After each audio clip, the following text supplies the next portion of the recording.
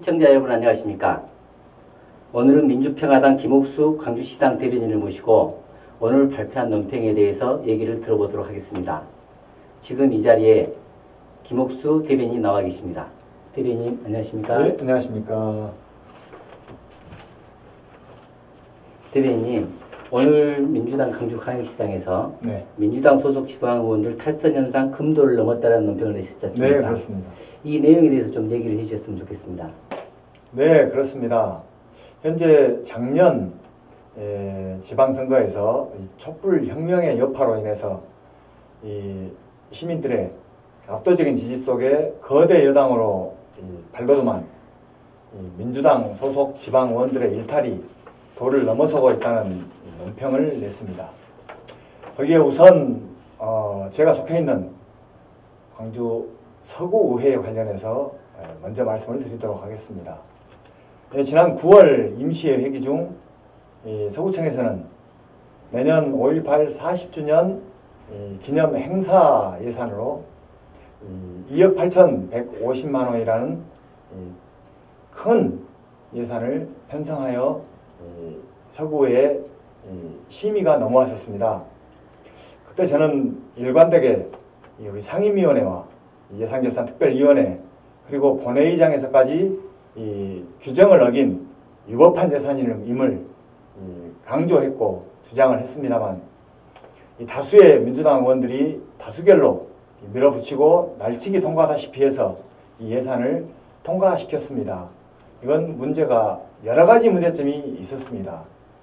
그리고 또 한 가지를 말씀드리자면 지금 연례적으로 논란이 되고 있는 이 의원들의 해외 연수 관련입니다. 현재 우리 지역에서는 전국적으로 이 아프리카 돼지열병이 확산됨으로써 국가적인 근심 사안으로 떠올랐고 이미 우리 지역에도 대형 태풍이 예보가 돼 있었습니다만 우리 서구의 민주당 소속 의원들은 관광성이 짙은 해외 연수를 강행하였습니다. 여기에 대해서도 많은 비난 여론이 쏟아지고 있습니다. 그리고 포함하여 광주시의회와 5개구 자치구 광역의원들과 기초의원들의 일탈 행위에 대해서도 심각하게 논평을 낸 바 있습니다. 방금 말씀 중에 광역과 기초의원 전부 다 그랬다고 말씀하셨는데 광역의원들의 사례는 어떤 게 있습니까? 예, 그런 말씀을 드리도록 하겠습니다. 광주시 의원들의 일탈 행위도 몇 건이 접수가 되었습니다. 첫 번째는 이 서구청의 쓰레기 처리 위수탁 업체에 친인척을 취업을 시키는 의혹을 받고 있는 시의원이 있고요. 다음에 본인의 지역구 예산을 삭감한 데 대한 불만으로 동료 의원과 공무원에게 폭언에 가까운 문자와 발언을 함으로써 의원의 권위를 실추시킨 이런 사례와 얼마 전에는 이 사립학교의 교직원을 취업시켜주는 명목으로 거액을 수수한 광주시의원이 구속되기도 한 사례가 있습니다. 이처럼 광주시의원들의 도덕적 해이도 도를 넘었다고 하겠습니다. 지금까지 그 광주광역시 의원들의 일탈행에 대해서 말씀해 주셨는데 그러면 기초의회 의원들에 대해서는 어떤지 서구의회부터 말씀해 주시겠습니까? 네, 그렇게 하겠습니다. 지금 서구의회의 문제점 중 이 관광성 해외 연수에 관련해서는 말씀을 드렸고 또 한 가지로는 이 위법하게 편성한 내년 5.18 40주년 기념 행사 예산에 대해서 말씀을 드리겠습니다. 우리 서구청에서는 이 규정을 어겨가면서까지 내년 5.18 40주년 기념 행사를 하기 위하여 주민과 학생 1,518명을 동원한 합주가 있을 예정인데요. 거기에 대해서 추가 경정 예산안으로서는 부적절한 2억 8,150만 원이라는 많은 필요 이상의 돈을 예산으로 편성을 해서 서구의회에 심의를 올렸고 거기에 대해서 우리 서구 의원들은 본 의원이 상임위와 예산결산특별위원회 그리고 본회의에서까지 위법함을 명백하게 주장을 하였으나 이 다수결로 밀어붙이는 이 날치기식 통과를 시킴으로써 이 의회의 권위도 손상시킬 뿐만 아니라 예산 심의에 부적정했다는 것이 여론으로 돌고 있습니다. 그 이후로는 제가 주장한 7가지의 근거가 있었습니다. 이 부당한 예산 편성에 대한 7가지 조건이었습니다. 첫 번째는 이런 예산을 세운 관례가 있느냐 했습니다. 서구청이 전국 246개 지자체 중 최초로 기초단체에서는 최초로 이 5.18 예산을 기초단체에서 편성하는 이런 첫 번째 사례가 되었습니다. 두 번째는 법적 근거를 제시하라고 했으나 이 법에는 명시되어 있으나 이번 9월 회기에 이 부랴부랴 이게 짜맞추기식 조례를 상정하였으나 우리 서구에서는 이 조례를 보류시켰습니다.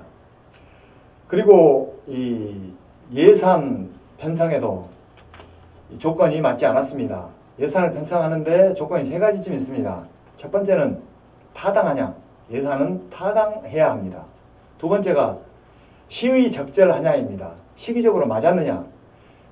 내년 5.18 기념 행사를 올 7월부터 추진했다는 이야기는 10개월 전부터 5.18 행사를 준비했다는 건데 이 시의성에서는 이르다는, 적절하지 못했다는 이런 말씀을 드렸고요. 세 번째 예산 편성의 기준이 되는 계속 사업이 가능한가라는 질문에 대해서 올해 일과성으로 하는 일회성 전시 행사였습니다. 이런 예산의 편성의 기준에도 맞지 않았고 특히나 추가 경정 예산에 편성을 했다는 것은 이 또한 기준에 맞지 않습니다. 왜냐하면 추경 편성 원칙에도 본예산을 편성하고 예산이 부족하거나 긴급하게 편성해야 할 시급성이 있어야 합니다. 내년 5월 예산을 올 말 연말에 있을 정례 회기 중 본 예산으로 편성을 해도 충분했었습니다. 그리고 또 한 가지는 제가 예산을 절감을 할 수 있는 대안을 제시했습니다. 2억 8,150만 원 중 강사비가 1억 원이었습니다. 이것은 시민들과 학생들 1,518명에게 악기를 사줘야 하고 교육을 7개월 동안 시켜서 강사비만 1억 원이 들어가며 악기 구입비가 수천만 원이 들어갑니다. 여기에 대해서 그것을 절감할 수 있는 방안으로 우리 서구에는 이 서구 문화센터와 국악전수관 그리고 18개 동의 이 주민자치 프로그램 중 악기를 다루는 프로그램이 있고요. 우리 많은 주민들이 사설 강습소 또는 동아리들에서 이 악기를 다루고 계십니다. 이미 연주가 가능한 우리 주민들이 수백 명 또는 1,000명이 넘을 수도 있다. 이 연주가 가능한 연주자들은 이 공연에 목말라 있습니다. 이런 분들에게 이 5.18 40주년이라는 이 합당한 목표로 와서 이 자원봉사 연주를 부탁했을 때 거부하실 분이 아무도 안 계실 것이다. 그러면은 과도하게 편성된 강사비도 전략이 되고 악기 구입비도 전략이 되는 이런 대안까지 제시했습니다만 이걸 집행부에서 거부했고요. 이 막대한 예산이 들어가는 사업에 대해서 어떻게 할 거냐고 이 재원을 물었을 때 우리 담당 부서에서는 시에서 예산을 지원받아서 하겠다고 하였습니다. 그러나 현재 광주시에서는 내년도 예산이 내시되거나 가내시되거나 어떤 계획이 전혀 수립되지 않아 있습니다. 광주시에서도 국비 지원을 요청한 상태이기 때문에 우리 이 아무것도 계획되지 않은 이 무계획한 예산 편성을 한 것입니다.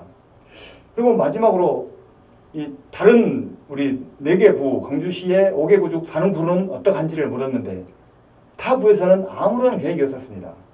이런 7가지의 부당함을 들어서 저는 이번 추경에서는 이 삭감을 내야 하고 정당하게 이 절감된 예산으로 본 예산에서 이 합법적으로 이 편성을 하라 이렇게 했으나 우리 집행부는 거부하고 우리 민주당 서구 의원들께서는 이걸 밀어붙였습니다. 이것은 주민들의 바람과도 동떨어진 것이라고 하겠습니다. 의원님 말씀은 서구에서 이 법인 줄 알면서도 그러기에 의해서 통과를 시켰다는 것이 일탈이라고 주장하시고 계시는 거죠? 네네, 그렇습니다. 예. 그리고 또 강상구에서는 기초의원 성추행 문제가 불거졌는데 네네. 그 내용은 어떻게 됩니까? 예, 광산구에서도 일어나지 말아야 할 일이 일어났습니다. 광산구의 민주당 소속 의원이 지인들과 함께 노래방에서 술자리가 있었는데 이 여성 지인이 원치 않는 강압적인 성추행에 가까운 신체 접촉이 있었고 이것을 본인이 형사 고발을 했고 경찰에서는 현재 이걸 수사하고 있는 걸로 알려졌습니다. 네, 그리고 북구의회에서도 뭐 허위 봉행사 관련해서 또 일이 불거졌다는데 어떤 내용인지 얘기 좀 해주십시오. 네네, 그러겠습니다. 북구의회에서도 최근에 이 불미스러운 일이 두 가지쯤 있었다고 합니다. 하나는 민주당 소속 의장이 포함된 이 다수의 의원들이 출장 복명서를 허위로 작성하고 출장비를 수령한 후 관광을 다녀온 것이 밝혀졌고 이 북구의회 의장은 사과와 이 출장비를 반납하는 이런 부적절한 일이 있었고요. 또한 뭐 복수의 북구의 의원들이 운영하는 이 어린이집 또는 지역 아동센터를 금지 윤리 규정에 의해서 다른 사람에게 양도해야 하나 가족에게 허위로 명의 변경을 시킨 후 지원금을 타냈다는 언론 보도를 통해서 부적절한 일들이 있었다는 것을 알게 되었습니다. 네, 말씀 잘 들었습니다. 예. 북구의회에서도 그런 부도덕한 일들이 있었었네요. 네네, 그렇습니다. 그러면 이제 남구의회에서도 뭐 의원과 관련한 뭐 가돈 업무 추진비 얘기가 나오고 그러는데 네네. 그 내용은 어떤 말인지 좀 얘기해 주시겠습니까? 네, 그렇게 하겠습니다. 남구 의원 중에도 본인이 운영하는 음식점에서 업무 추진비를 과도하게 지출한 사실이 있었고 사과를 했다고 합니다. 그리고 남구의 민주당 의원들은 다음 지방선거에 대비해서 공천 가산점을 받기 위하여 과도하게 절에 베끼기를 한다고 하고요. 그리고 또 부적절하게 5분 발언을 행함으로써 논사를 짚으리게 합니다. 이것은 의회를 희화화시키는 스스로 의회의 수준을 낮추는 행위라고 하겠습니다. 그러면 이제 마지막으로 네. 동구의회는 어떤지 좀 얘기해 주시겠습니까? 예, 동구의회는 잘하고 있는데 그 설명도 드리겠습니다. 그나마 다행인 것이 동구의회에서는 눈에 띄는 무리한 이런 부적절한 일이 없었습니다. 동구의회 박종균 의장께서는 이 원구성할 당시에 이 소수당 의원인 홍기월 사선 의원에게 이 동구의회 운영위원장직을 추대를 했다고 합니다. 그래서 이 가장 동구의회 최다선 의원으로서 이 의회를 원만하게 잘 운영함으로써 현재 가장 모범적인 의정활동을 하고 있다. 이렇게 이야기를 들어서 참 다행이라고 하겠습니다. 네, 대변인님 말씀 잘 들었습니다. 그런데 이러한 일탈 행위가 일어나고 있는 이유가 어디에 있다고 생각하십니까? 예, 저도 걱정이 컸고요. 여기에 대해서 같이 우려하시는 여러 시민단체 관계자들과 논의를 해보았습니다. 그 결과에 대해서 말씀드리도록 하겠습니다. 네. 저는 최근 여러 시민단체들과 이 문제에 대해서 논의를 해보았고요. 이 시민단체 관계자들의 이 결론에 의하면 2017년 이 촛불혁명 이후에 이 문재인 정부가 들어섰고 이 적폐청산 등으로 문재인 대통령의 이 날로 인기가 높아지며 지지도가 높아진 가운데 실시된 이 지방선거에서 이 자만에 빠진 민주당에서는 이 사실보다는 당에 대한 충성도를 기준으로 공천함으로써 옥석 가리기에 실패한 것이 가장 근본적인 원인이었고요. 그 이후에 이 선거에 임하는 주민들이 이 후보의 자질보다는 대통령의 인기 또는 집권당의 이 정책들을 보고 묻지마 투표를 한 결과가 여기까지 온 원인이었다라고 모두 입을 모았습니다. 그런 문제라고 분석을 하고 계시군요. 네, 그렇습니다. 그렇다면 이러한 문제들이 개선이 돼야겠는데 네네. 이런 개선 방향에 대해서도 한 말씀 해주시면 어떨까요? 예, 그렇게 말씀을 드리도록 하겠습니다.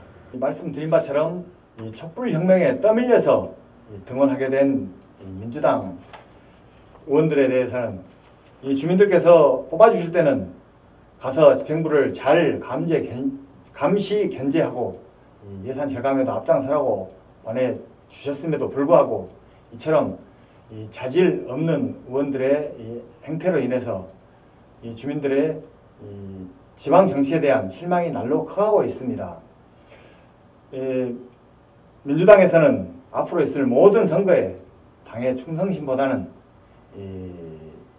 후보의 자질을 가장 공천에 큰 가산점으로 자리를 잡아주시기를 바라고요.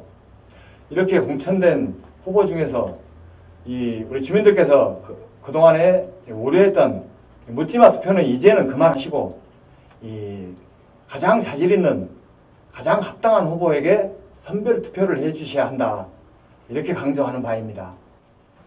네. 일탈행위와 혈세 낭비가 없도록 하려면 광역 및 기초의원 선출에 우리들도 더 정신을 바짝 차리고 해야 되겠다는 생각이 듭니다. 네, 그렇습니다. IBN 1등 방송 초대석, 지금까지 민주평화당 김옥수 대변인과 함께했습니다. 감사합니다. 감사합니다.